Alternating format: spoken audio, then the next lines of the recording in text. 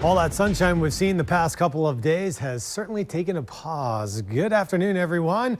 We are taking a look at a cloudy day out there, one that doesn't really have a lot of showers in it, but we do have the warmth. It's a pretty mild day, and it's also it's kind of rough surf out there. A lot of board riders are along the beaches and more people in the water surfing than walking along the beach. I don't know why. Maybe we've got some jobs here, but it could be those clouds. It's not as sunny as the past couple of days, and it's going to be a while, probably not till Saturday before we see that sunshine come back as strong as what it was earlier in the week. It's 76 degrees there at Jax Beach, and warmer 80 here in Jacksonville. How about that? Feels very nice out there. Big warm up. That's the last time you're going to see 80s. Probably at least a couple weeks. So we are going into a pattern change, one that will not be as warm as this for some time to come.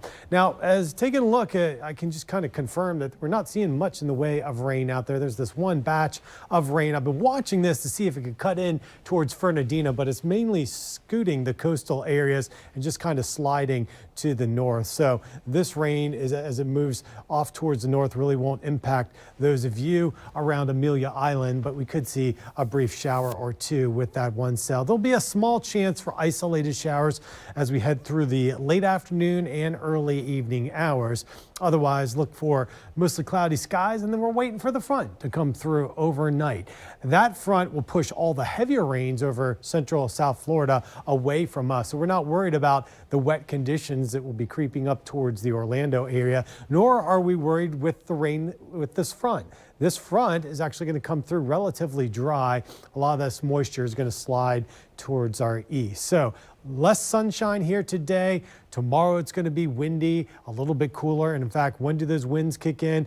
Well, not until the morning hours. So this afternoon, pretty calm. And then tomorrow we might have some areas of fog around Gainesville and Palaca with those calm conditions. Certainly not in Waycross, because by 6:30 the front has already passed you. And then as a lot of folks driving to work, those winds will be picking up as the front slides on in. And since those winds could gust up to about 30 miles per hour, just be mindful if you are doing any outside work with ladders. You don't want to be blown around. That easterly flow is the reason why temperatures don't really drop off a significant amount behind this first front. That will wait until Tuesday with a more powerful one. Warm and cloudy conditions here today, and then tomorrow we're going to see those highs drop down to about 70 degrees. So most of your afternoon spent in the 60s with that stiff breeze out of the northeast, and then we'll finally start to see some clearing taking place over the weekend with a small chance for isolated showers in Flagler and St. John's. But that front way down over South Florida, that brings back the sunshine for us here, and we'll see some improvements there to that forecast.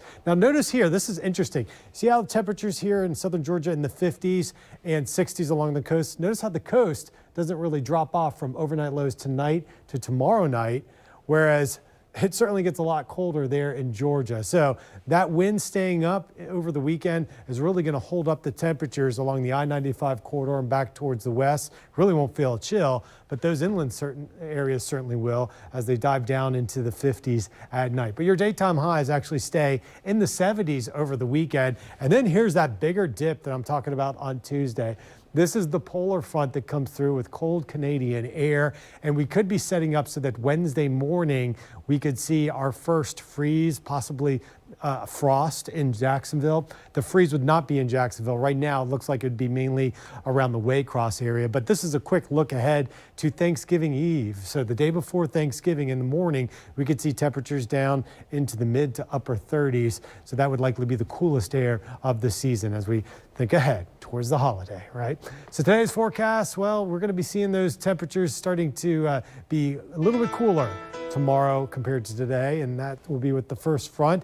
The second front comes through on Monday, so none of these systems really interfere with your football plans. The small chance for showers in the mix, that's mainly well south of the stadium across St. John's and Flagler County. So at least next week, Thanksgiving looks bone dry, and we'll actually be seeing temperatures in the upper 60s and near 70 degrees once Thanksgiving rolls around. So already start thinking about your dinner plans? I don't know, I'm already getting hungry just thinking about the big turkey. Bruce.